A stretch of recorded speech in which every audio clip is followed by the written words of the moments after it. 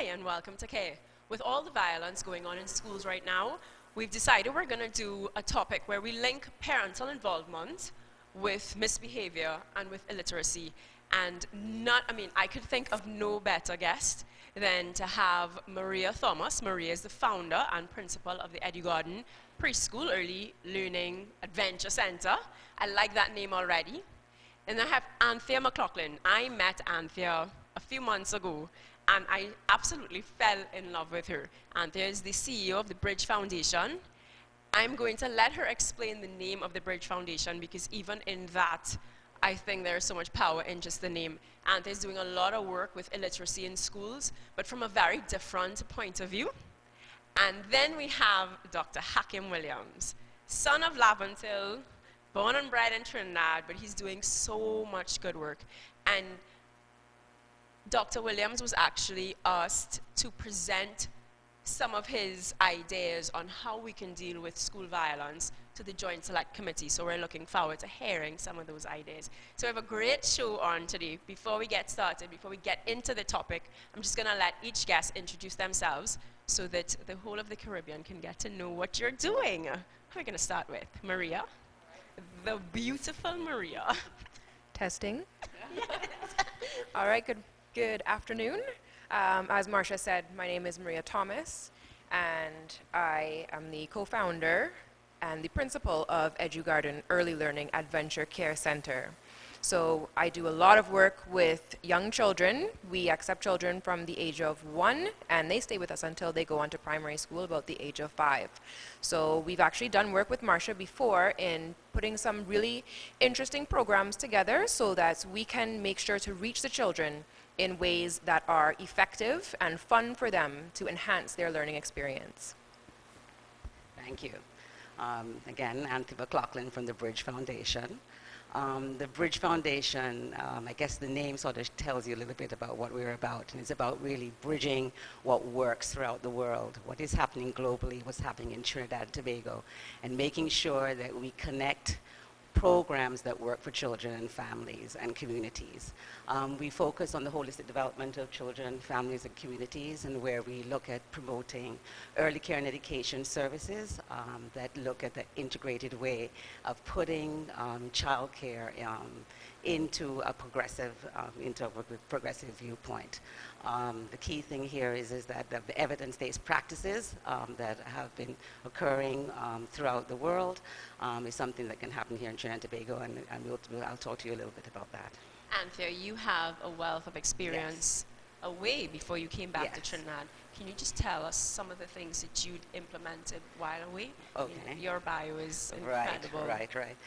Well, before coming to Trinidad, I've been here for 8 years, and 8 years, it feels very short, so that means it's been a good time here.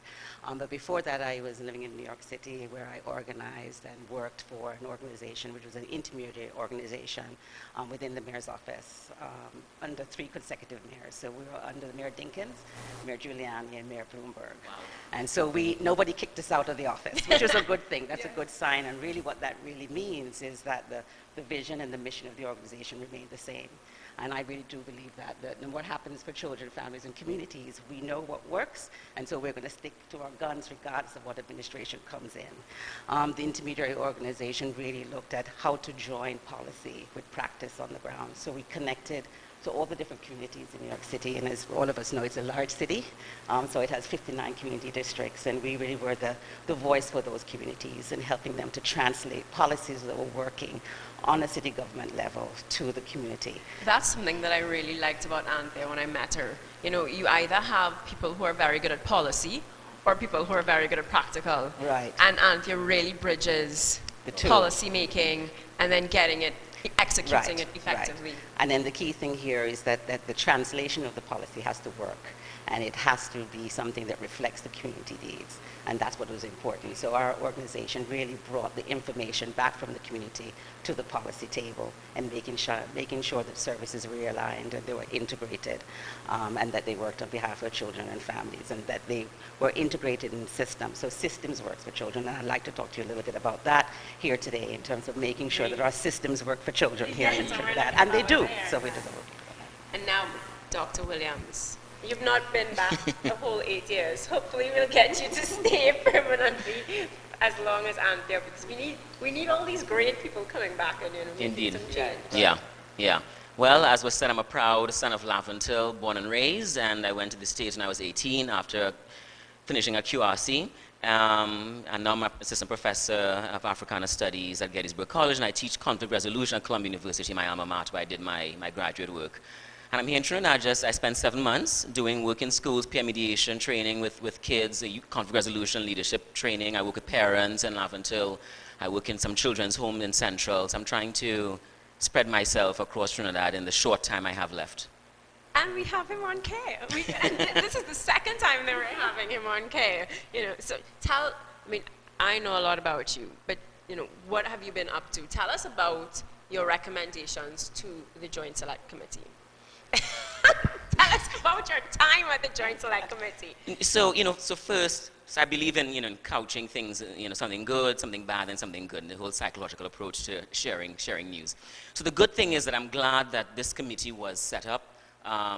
There were several folks who presented who had never been before Parliament, for example, Tutor, which boggles my mind that someone like Tutor, a body like Tutor, would never have been to Parliament to present. They have so much wisdom therein, and so I was very surprised by that. But anyway, regardless, they were there. Psychologists came before the committee, et cetera, et cetera. I'm looking forward to seeing the final report. My concern is that the committee chair, they kept on stressing, what can we do now to fix school violence? And I understand that the country is very alarmed, very concerned with school violence, but if we rush into only short-term things without anchoring those within a long-term strategic plan, I think that we'll simply be spinning top in mud and doing what we've always done. We've spent tons of money, we still do, billions of dollars on trying to fight violence and school violence, and almost for naught, I would argue. And reports from the government, they indicate as such. And so I think we need to break out of that mold of doing short-term things. And now we all know why I love him, because of course, that is my belief. I believe that we outfire us, and we really have not gotten to the root. And that is why, for me, when we think about the show and the topic, I think that the root of misbehavior, we start with illiteracy. And then lower than illiteracy, you talk about parenting, parental involvement. And I'm sure, Maria can say, what is your experience when you have a parent who's very involved versus a child who's sort of like dropped off, and it's more like, here, you take him, you take care of him, and then kind of bring him back for me well-trained. What is your experience with, the different sort of parental involvement? Well, I can say there's definitely a marked difference. You can tell when parents are involved. You can tell when parents are just unable to be involved. It's not always a choice. We've been very blessed at EduGarden that we have created a community where our parents are involved in EduGarden, as well as obviously their children's lives. So I can speak for making sure that that becomes a part of your policy, your procedure, even our curriculum. We consult parents, we consult the children and what they want to learn about. And even at such a young age, when you set up that community, it really makes a big difference. When you look at the different types of learning, which you've come and trained the teachers at EduGarden. Oh yeah, plug that seminar. Yes. Yes, we did a great seminar about different types of learning, and it really helps because especially with young children, you have to remember that we are also a care center as well as a school. So children are coming to us at 7 o'clock in the morning and leaving at 5 o'clock in the evening. So when you look at parenting, you have to remember that children who are at school or daycare or any of these things for that amount of time, the parenting does get handed over to the caregivers for that amount of time. There's something that you said that I really like, because I was looking at some of the studies done. But, involvement is not necessarily just, homework time. There are a lot of studies. It's unfortunate. I've done homework with some children, and they can tell you, they're in SEA class, and they'll tell you that they've never had their parents sit with them to do homework. But what you said was very important in terms of involving the parents in school. I remember going, in secondary school. That's not something that I'd seen in primary school. But when I'd gone into St. Joseph, it was like, wow, our the teachers are coming, the parents are coming to teach home ec, or they're coming to do different subjects. And I see it happening a lot in private schools. I'm not sure that it's necessarily happening in the public schools, where the parents are coming in to do school, like book readings and stuff like that. And that's a good way to bridge that gap. I remember when I was not a full-time mom at the time, and the one day I took off to be a tuck shop mummy, I had to go, I was the mac and cheese mummy for that day. And Jessie went crazy when she saw me in school. And that was like a blow, because I was like, so what have you been doing all, all the other times, But it reminded me that, oh wow, like I took a half an hour out at lunchtime just to come into school, and it was like, wow. And I'll just say there's no rating system of having a good parent that's involved. I think all parents come with a different strength, and I think it's for the school to figure out what those strengths are, and to really inventory who are they, who are these parents who are coming into the school. Inventory. Right, and so it's really looking at what kinds of expertise and talents that all our parents have, and they all have something. And there are some parents that can actually spend an hour or two. There's some that may be able to come in and just set up the classroom and leave. And some who are professional and educated, and some who are not, and some who can sit at the table and do library with the children. And I think what we do, unfortunately, sometimes, that we have a prejudice around what parent involvement really means. And I think we really have to cut the lawn, whatever it may be. And I think that is the key, and I think at the same time we have to acknowledge them for what they bring to the table. And I think the issue of acknowledgement and appreciation about who they are is very critical. And so, yeah, I love that idea about, creating an inventory of the different skills. Exactly, of the different skills. And I think we do that professionally. It's like we sit around the table and you figure out what all of us bring. And I think we have to bring that to the school in a very human way. And I think part of it, too, is also the process of engagement. So one is involvement and one is process as well, in terms of how we engage the parents. And I think that also goes along with it. How do you speak to them? How do you view them? What are your perceptions of the parents that come into the classroom, that come into the schools, that drop off the parents? And actually then going into the community. So we can talk about that. But that's not just parent involvement and bringing them to the table. It means that you have to go to where they are, not necessarily the fact that they come to school and that's where you see them. Well, you're all about going out into community. So that's also very much I'm going to stop we'll you there, because we're going to go into a break, and then you're going to come back and talk about going out into the community and meeting them where they are. Yes. Don't go anywhere. We're discussing the link between parents being involved, illiteracy, and misbehavior, while we're trying to solve the whole school violence issue. You're watching K.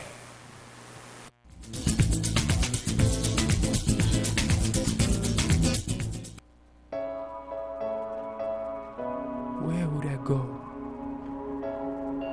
if the world had no limits? If I could defy all boundaries?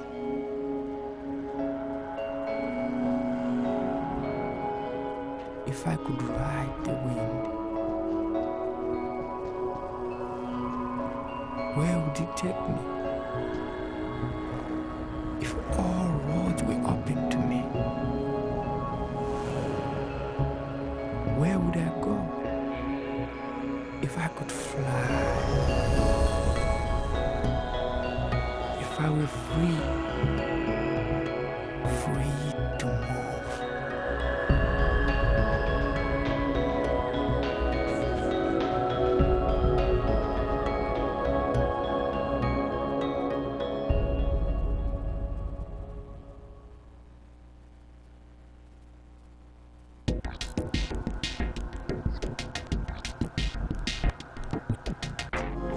The H1N1 swine flu is a respiratory disease caused by influenza viruses that infect the respiratory tract of pigs. The virus can be transmitted to humans, resulting in a dry, harsh cough, decreased appetite, nasal secretions, fatigue, fever, sore throat, body aches, chills, vomiting, and dizziness.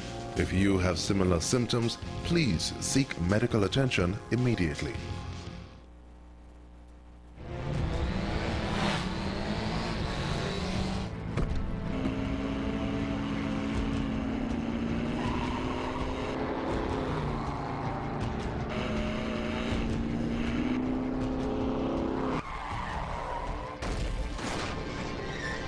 Drive slow, live longer.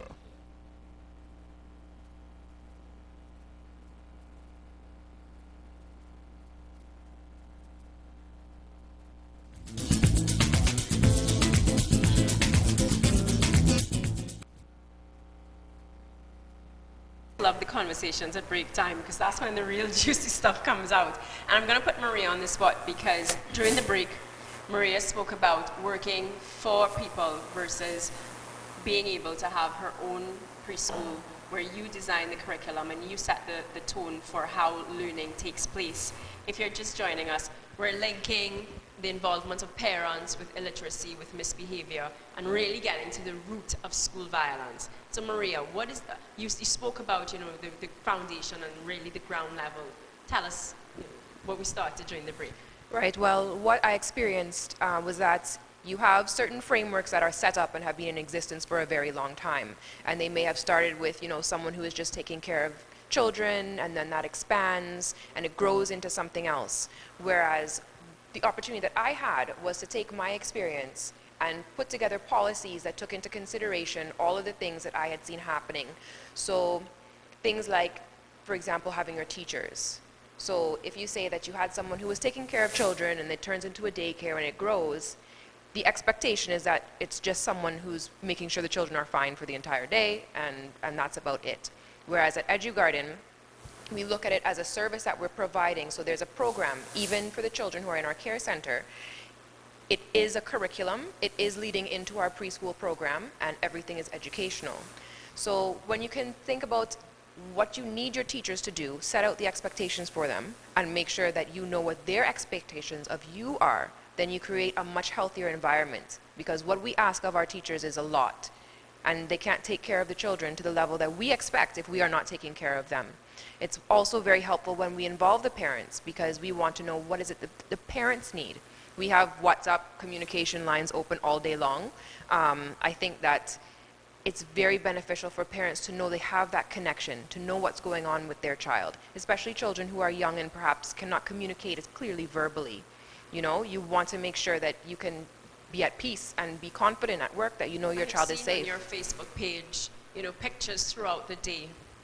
And I think that that's so important. I have a camp, and when I post, this is what they're doing, this is what they're doing, I know that parents really appreciate that. And I see that happening a lot at EduGarden on their Facebook page. Constant pictures, so the parents can see constantly. Again, as a mom who used to work, and you're sitting down in an office and you have no idea what your child is doing, I know that it's, I'm going to have to keep using Anthea's word, bridging, but it really is about bridging that gap, because as Anthea said, not all parents are able to actually be there. Right. And the worst thing is to be at home, be at the office, knowing that your child is being taken care of by someone else, and you're just like, I wish I could be there. So, it truly is a connection that we work on creating and maintaining. You'll notice parents are not sure. They think, oh, am I bothering you? A lot of times in these systems, we've set it up with the parents now, well, you're no longer a part of this, and you move on. So you ask for parental involvement, and at the same time, you're drawing a line that they can't cross. So I tell parents, when you see my number come up, don't be worried, because that's the first thing parents will do when they're not accustomed to hearing from the school. They see your number, they think something horrible has happened. But the connection that we have with the children as well means that if someone is acting tired, didn't eat their favorite food for the day, I'm going to call you and find out what's going on, because I have that invested in the children, and I want to know that they're fine. I want to be able to give them the care they need throughout the day. I want them to be able to focus on their lessons in the way that they need to. And I need to know if you need to get a good sleep at night, so don't let them nap for an extra hour. Wake them up. Or yes, we had a really busy weekend and probably the child needs an extra rest. We can accommodate that. I love that. I love the idea of creating a WhatsApp group. Anthea, you're taking the mic. No, when I was hearing her talk, all I could think of was the word consistency, which really means that when you're involving parents, you have to be consistent all the time. And I think that's what you're doing. When you get that funny phone call at 9 o'clock at night or at 6 o'clock, and that's once in a while, you think your child's in trouble. But when you have a consistent communication with your parents, well, that's why I love the idea of the WhatsApp group using the right, technology. then that makes more sense. So the word consistency for me is critical when it comes to parent engagement. You know, it's really incumbent on schools to set a culture of welcoming for parents. And so my mom had me when she was 17, and she had dropped out of school. But yet, she had this amazing emphasis on education. And during my primary school days, she would drop by at random times. Almost like the genie. I was like, where does the woman come from? And she would just come in for 2 seconds. Miss, you doing your work? Miss would say, yes, he is. She was like, okay, pay attention. And she's gone, you know, and she felt welcome to come at any time. And I often don't see that in some schools where even like the PTA, they don't feel welcome at the school. Well, it's funny because I was watching the Joint Select Committee once, and NPTA said that in some schools they're actually discouraged to have a PTA. Right. And I stood there, I mean, as a past PTA president, like, what? How crazy is this? Because I know the involvement that our PTA had, you know, when Jessie was in school. It was, I mean, the school could not function without the PTA, you know, I mean, we were such a support for them. So for principals to say that they don't want a PTA was incredible to me. Well, you know, part of it is that people feel threatened. Like if there's a strong PTA and parents want to hold schools accountable for learning and teaching, when people are not doing their jobs, or they're not doing it in a way that they should, or there are alternative ideas on the table, people feel threatened. And they shouldn't. They should see it as a partnership. Because I think schools need to re-envision themselves as community hubs. That's actually one way that I recommended to the Joint Select Committee, that schools need to be refashioned and be seen as community hubs where parents are coming in the afternoon to take computer literacy classes, where like a granny could come in during the day to help out, do some corridors. She retired, she can come and walk the corridors and say, hey, go in your classroom, you know. And so, as you mentioned, there should be an inventory, because although my mom wasn't that educated when she dropped out of school, she still had a particular skill set. And she totally could have helped out in certain ways, because my mom is very assertive and she could have do lots of fun. She don't mind begging for money. So she, Yeah, all right. And begging for money is very important. very It's important. very important. It is very important. And I see parents when they come to the school and they only come in when the child is in trouble. And so obviously you're also disincentivizing parents from being involved. It's funny, they don't even come in to drop off anymore. They kind of like, they don't come out of the car. Right. Even the ones that are taking taxi, they drop you by the gate and you walk in. I Right. mean, I've seen that and I go, this is crazy. This is just, And so, and I agree with you 100%. We do need to figure out how schools need to transform themselves. And I think the whole issue of culture, of creating a culture within a school, is very important. So all schools in Trinidad need to sort of come back to the table and say, what kind of culture do I want to create in my school? but you spoke about community. Right. And I'm going to give you community. a real example about Right. how schools have been taken out of community. Okay. Neighbors do not want schools being built in communities. That is, I mean, I've gone through that, you know, 2 years ago, it was in the news, you know, where residents were fighting for a school that was being put up, and they said, you know, we don't want schools in the community because it causes traffic, it causes noise, and so now we want to put schools on the outskirts, where, you know, when you think about it, in all developed areas, you choose your neighborhood based on the school, you know, because everybody's walking to school and you have the school buses, and it's a community. But now we don't want schools in our community, and it just shows how Well, much that culture well, that is means gone. we're going backwards. We are if going that's what is happening. I've experienced now. it firsthand. Because in the first world and in other parts of the world where children are being connected, where we talk about families are connected to communities, children are connected to families. Similarly, so schools are connected to communities as well. So there's no way that they're separate and apart from each other. And so that particular trend has to stop immediately. And that is something that should be aggressively stopped. But the culture piece, I think, is critical in that students and parents and teachers need to come together within the context of a school. And each school needs to figure out what is that culture that they want to create in a school, where communication is free, where relationship building is free, where the whole issue of conflict resolution. They need to have some kind of standardization within the school system, in each school, around how they're going to deal with parents, how they're going to work in partnership with parents, how they're going to work in partnership with students, how our teachers are going to be able to communicate among themselves and between each other. All those things need to be worked out. So there needs to be a framework of culture. How do you create that culture change in the school as it relates to all the things? And then we're going to Well, yeah, and we'll link that to school violence in a minute. but Speaking we'll of get there. cultural shift, our society is a rather exclusionary one. It's top down and it's exclusionary. So the approach to building a school in a community should start from not government saying we're going to build a school here, but how about, one, do you want a school, and two, what kind of school would you like? What kind of things would you like to see in a school? So already you are co-opting that sort of oppositional energy to the school in the first place. What do you want a school to look like? What kind of things you want in this school? Get some community buy-in. Get people to help build the school so that they own it. Because often when people are not part of the process, they don't have ownership. And that goes for almost anything. But if you have ownership, then you are invested in that model, in the institution, and its sustainability. Well, I was going to say, in adding to that, as EduGarden has really included the parents and tried to be a community, Susie, who owns EduGarden with me, she also has Irie Elephant, and that came out of the communication that we have with parents and what kind of services do parents need, what sort of things do their children want to do on the weekend. And it means that it has actually expanded from being school into something where they have movie nights and stargazing and story readings and people coming in dressed up as Scientists. characters. Exactly. So all of these different programs Actually, that this go on. weekend they had Manners Matter, and I thought that was well. Is that- Irie Elephant is now like it's the after school, and all these fun things, and then princess training, etiquette training coming in, and it was just like oh.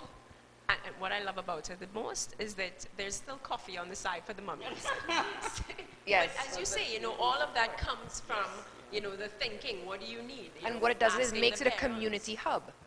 So it means that, yes, the parents are, at Irie Elephant, the parents are expected to be there. It's not where you just go, but it means you can socialize, you can speak with parents, talk about the things that are important to you and to other parents, and discuss those things while your children are having fun and enjoying themselves. And what I'll say is that's the good stuff. And then we have the other stuff around school violence, where we have children who come into the system who have a lot of risks, right? Yes. They're coming in with a lot of at-risk issues. So they're coming in really feeling neglected. They're from neglected homes. They have low reading abilities, which is a really big thing.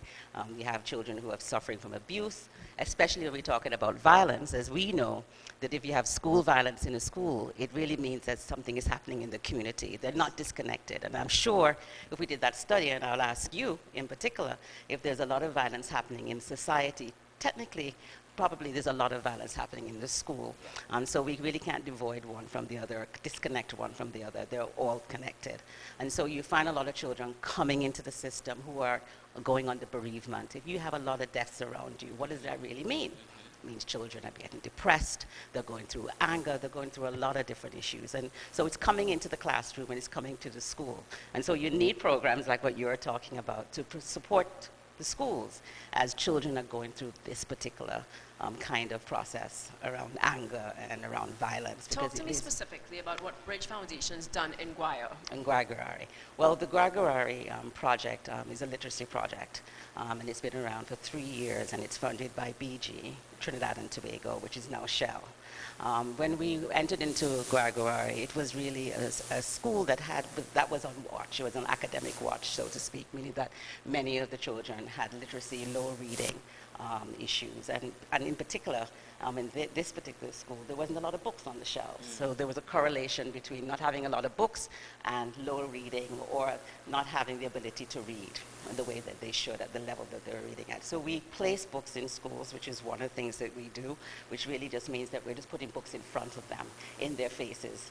There is a library in the school, but now we're putting the libraries in the classroom. And the issue is around accessibility, where children have the ability to access the books, take Tell the me- books off the shelves. Tell our audience about your experience where you put this brand new book. Right. Of stand course, your all book, if I neat. can too. The Yes. audience gonna learn a lot. No, I have to promote. If I can, you can too. Yeah. But that was an that's eye what we opener do. for me Right. when you told So that's that part of story. the Tell that's us a story what that- about the library being neat and how you changed that up. Well, but part of it too, you place the books in the schools, and really what happened, there was almost a fair there. Like, my goodness, you have these beautiful books on the shelf, and nobody really wanted to touch them. So what we did, we had to put in place a strategy where we had teachers feeling comfortable taking the beautiful books that are lined up beautifully off the shelves and place them into the hands of the children. Because that is the key, that they need to be in the hands of the kids so they can read them.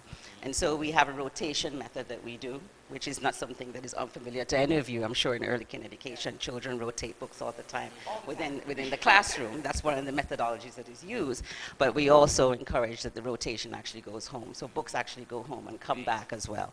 And of course, we have wonderful authors like Marcia and others where we bring them into the classroom as well. And that's what we call the positive reinforcement component, where we bring authors into the classroom to really share with the students about what it is in that book and what drove them and what really inspired them to write, as well as giving them writing and reading and art as well.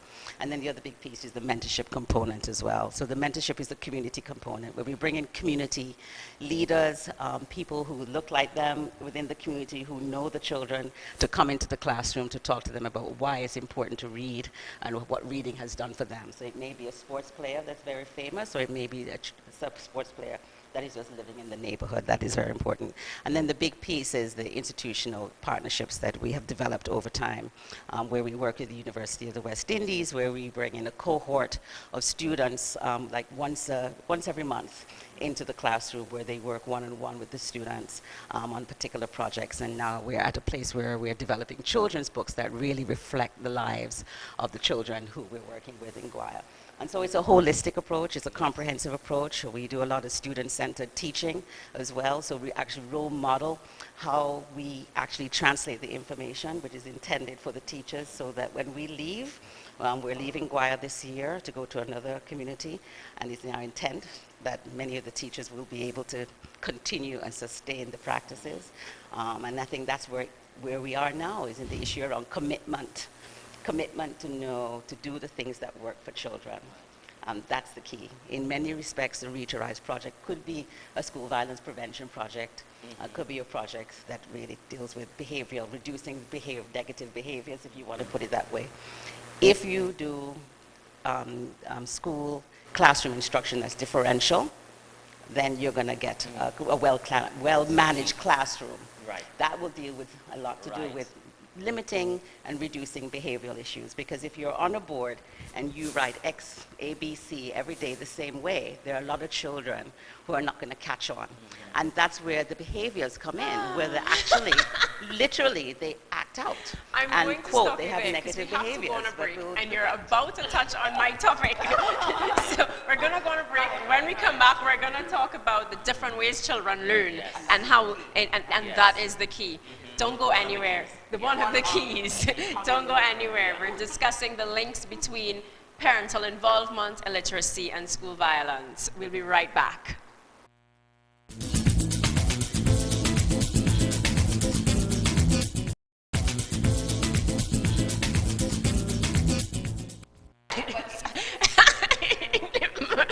Well, we're back from break, but we're having such a good time. Maria did not even notice we were back from break.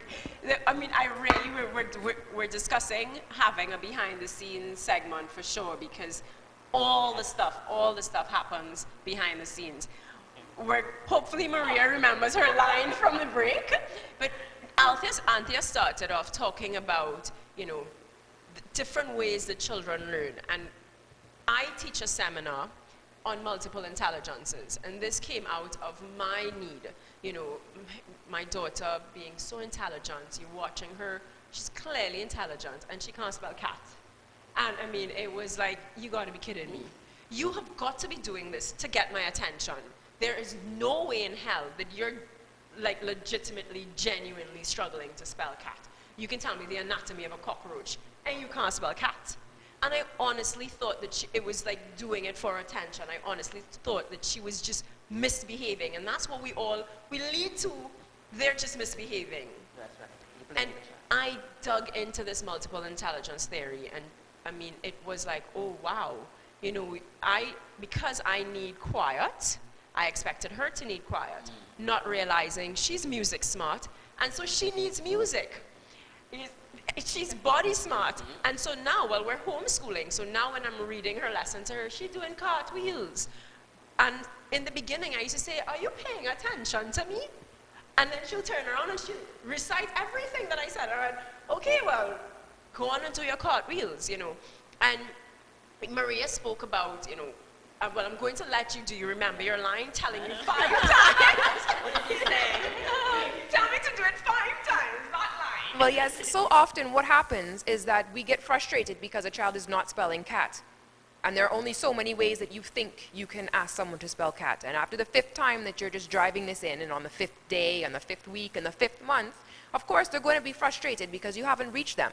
And they're going to be frustrated probably with you because you're nagging, in their opinion. They'll be frustrated with themselves because maybe they really can't understand it.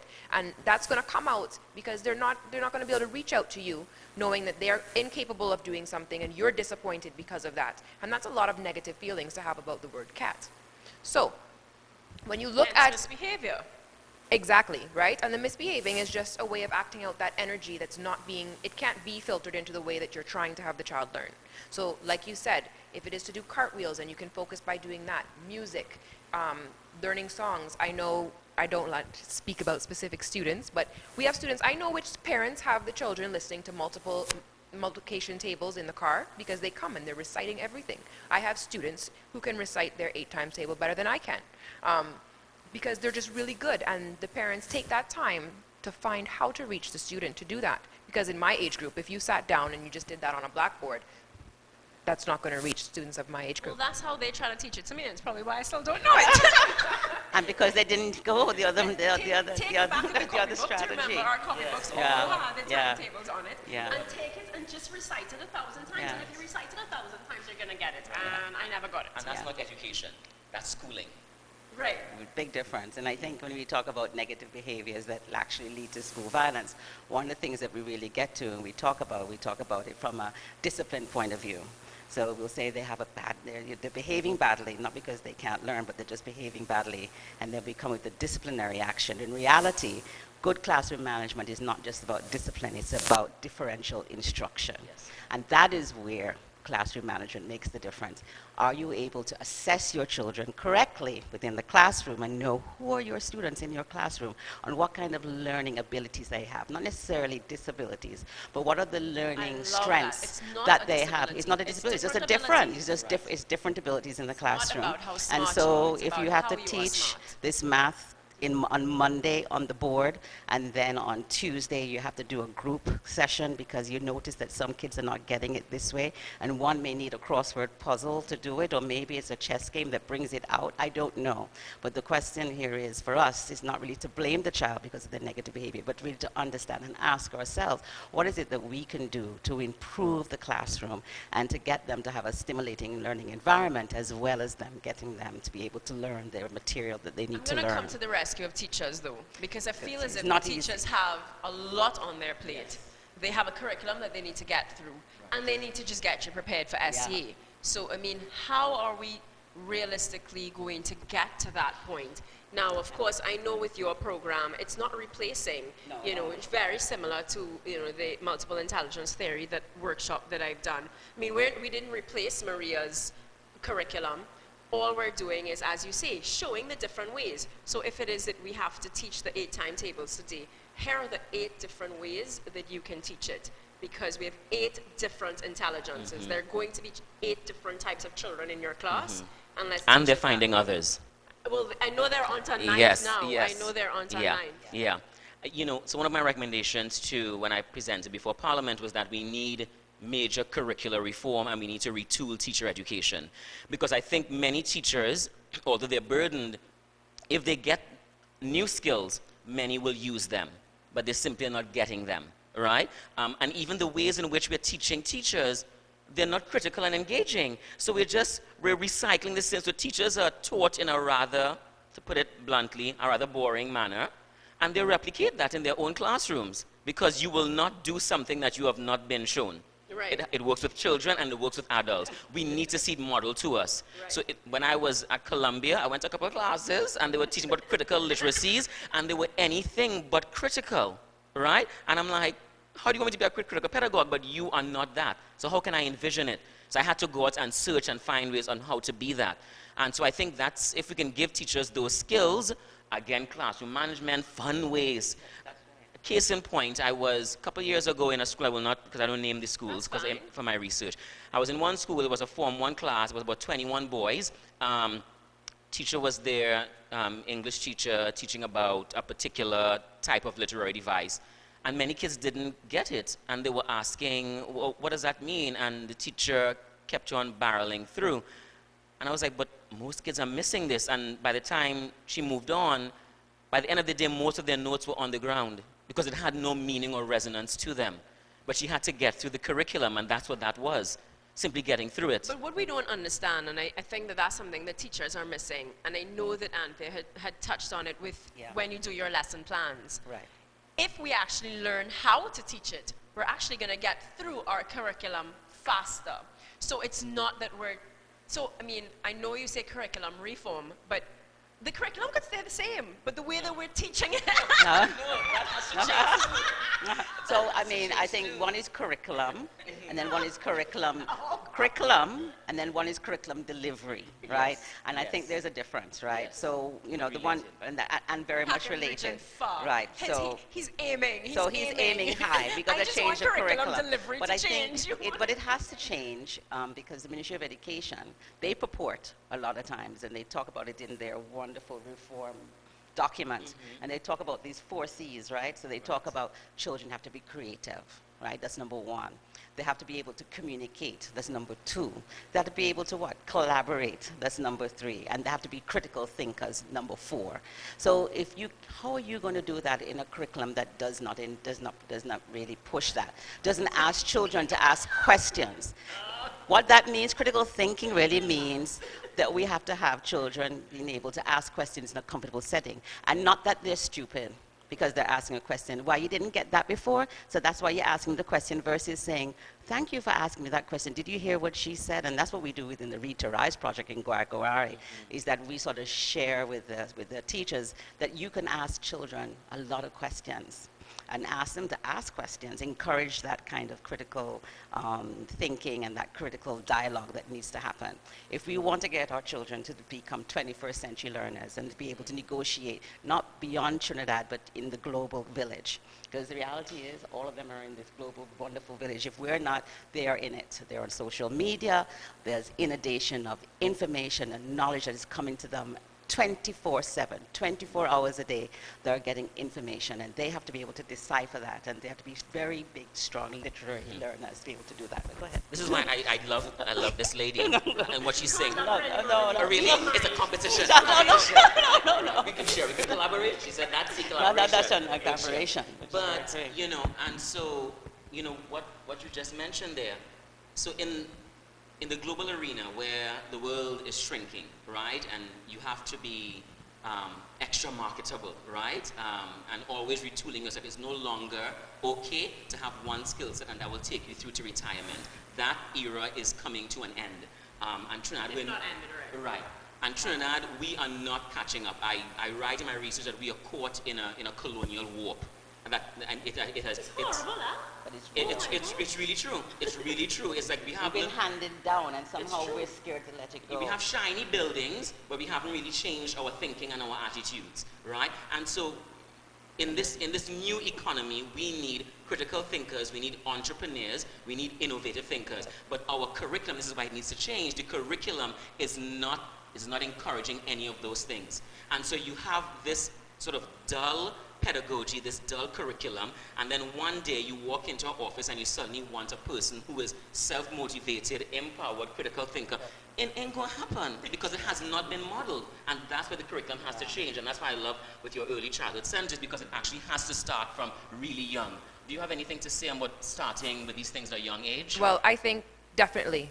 I've always believed that by the time you're 5, you're the person that you're going to be, unless there's some kind of amazing tragedy. Somebody And gets it. I would say now, even younger.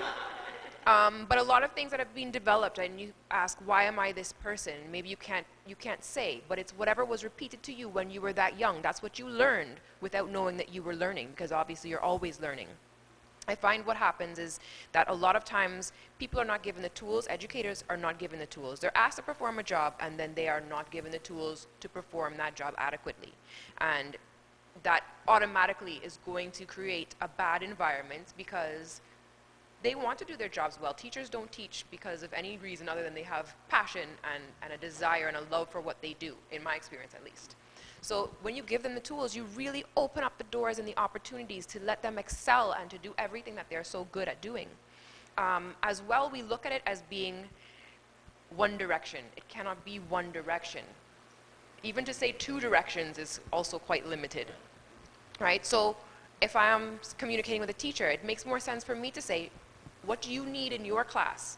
Because the children that you have in your class this term may need something different from next term, and it's going to change. So I have to keep asking you that question. We have to keep in dialogue to know for what your situation is right now, what are the tools that you need to do what you need to do.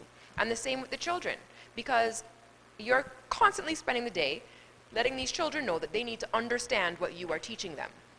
And especially as you'd said, when you just motor through or you're continuing through a lesson and you've missed them, the child is sitting there saying, fine, but you don't take the time to understand me. And right there, communication is cut off. And I like the way you pluralize the word tools, and that's with the S, right? So the here is tools. That if you have one tool in a box, guess what happens? You use that tool for everything, yes. Unfortunately. So if you have nails in the box, what do we use? What do we use? We use a hammer, and we use a hammer over and over again for everything. Similarly, if a child is misbehaving, because we're talking about school violence, what do we use in a school? Oh, wonderful, we use suspension because that's the only tool we know.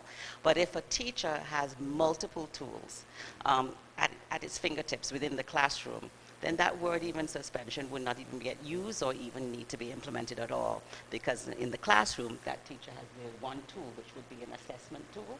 They need assessment. They need to know how to assess. They even need to ask the question, but wait a minute, my class last year is different than the year before, so maybe I need to use a different kind. I need to change my strategy. We're going on, so on our final break now. Yes. When we come back, we're going to start to summarize. And I know you want complete reform. That's not going to happen overnight. So I'm going to give you the break to think about a few things that we can implement now to start that change. I'm ready. You're ready? Okay, we're going to break. and when we get back, we're going to start to wrap up and give some real solutions for parents and for teachers that they can start to implement. Don't go anywhere.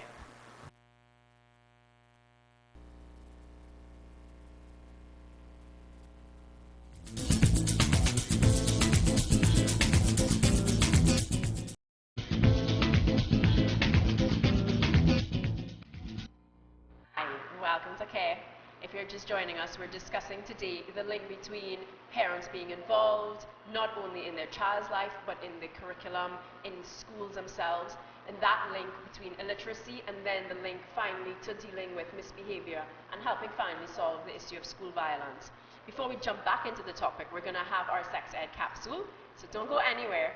After we keep our kids safe, we're going to make sure and come back to discuss school violence.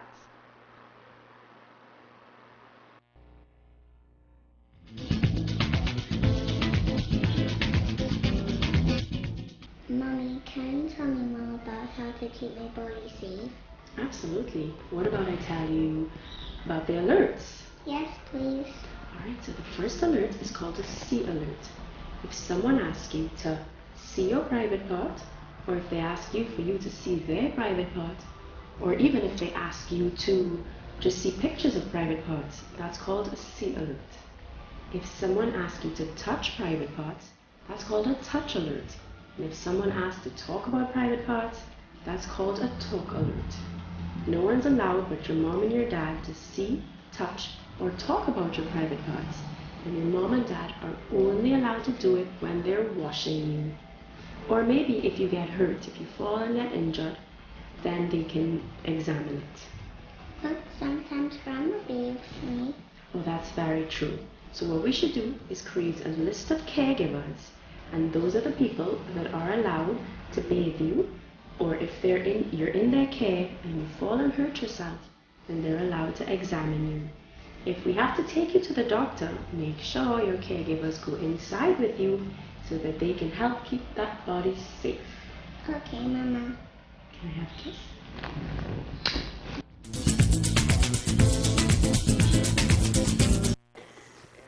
You know, of course, say that my daughter is the cutest, right? So we just have about 5 more minutes left, and we're going to get to the solution phase. Yes, we all want the curriculum to be overhauled. Yes, we want a complete overhaul of the education system.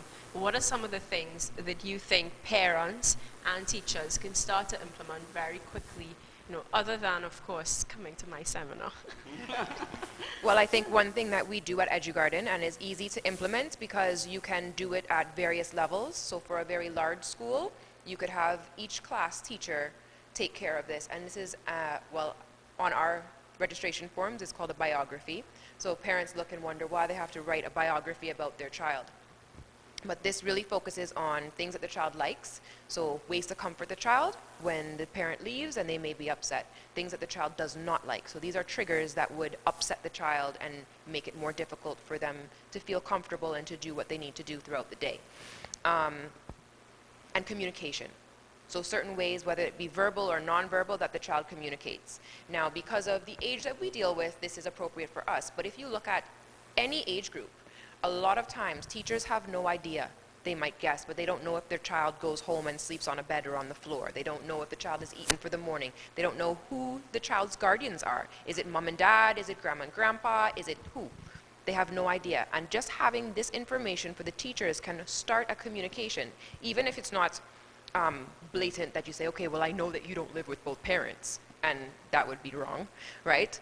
But you can be sensitive to certain things and understand the student a little bit more and know that when you cater a lesson, don't always say, well, because daddy's a firefighter and mummy's doing whatever else, right? Maybe mummy is the firefighter. Or maybe it's Uncle Tom who has done whatever work this is. That is so crucial, because I know in schools right now they teach that family unit, and my daughter is from a single family, and it was really difficult because they just taught this nuclear family, and during that time they did art and craft based on something, and it's like, okay, well, why do you go into your shell and you have no idea why she went into her shell? Because you've touched on something, and the teachers are not aware that you've touched on something. I would focus on the school. I'm focusing on the school, make a recommendation to a school. And I think that each school needs to create some kind of protocol for how they deal with communication, how they deal with relationships, and how they deal with conflict resolution. I think that it should not be something that in one class it's done this way and another class it's done another way. I think that from the top down, from the administration down, all the way down to the sanitation worker, that there should be a communication protocol in terms of how you communicate with students and how you communicate between and among each other. I think that's very critical. And even down to relationship building. What kind of relationship do you want to have with your student in a classroom? And it's something that should be in agreement on all levels of the school, from the administrator down to the secretary, down to the teacher. And so what you're developing is an ethos in the school and a culture in the school in terms of communication. And then when it comes to conflict resolution, whether it's a negative behavior to a positive behavior, there should be some way in which a conflict resolution protocol is known among all the teachers in a classroom, among all the teachers in the school. And so there's no differential necessarily in terms of, I'm going to shout at my child, I'm going to hit this child, I'm going to tap him on the head. And in another classroom, there's a teacher that's very gentle in terms of how they resolve conflict. And I would say that in terms of curriculum delivery, that kind of communication, relationship building, communication needs to be integrated into the curriculum. So it's not something that's separate and it's just a workshop only, but it's part of the curriculum and the delivery. So that is one big piece. And then the other piece, I would say, in terms of intervention, has to do with the three components that I'll talk about a lot, and that is that it has to be a universal approach to things. So that's for the school population, where it's comprehensive, where all children technically, are experiencing very much the similar kinds of things in terms of development. So there's a universal approach in terms of how you work with those children. But then you have children who are at risk, so there'll be selective interventions that need to happen in the school, that this should be known. And then there are targeted interventions where we have children who have chronic issues, of course, and behavioral issues. But you cannot use one tool in a box. There has to be 3 tools or more than 3 tools. There have to be many, many different tools. But we have to be able to differentiate between what are the tools that we're going to need. And then I think the most important thing, I think, in terms of literacy and learning and school violence, is that we have to create a school environment where you're nurturing, where it's caring, where it's loving. And then while it sounds very, oh my gosh, rudimentary, it's very critical.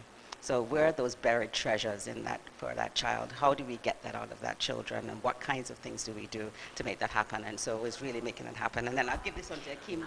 Okay, unfortunately, we've run out of time. Hakim's going to have to put it online for us what his recommendations are. Guys, thank you so much for joining us on Care today. We'll see you next week. Bye.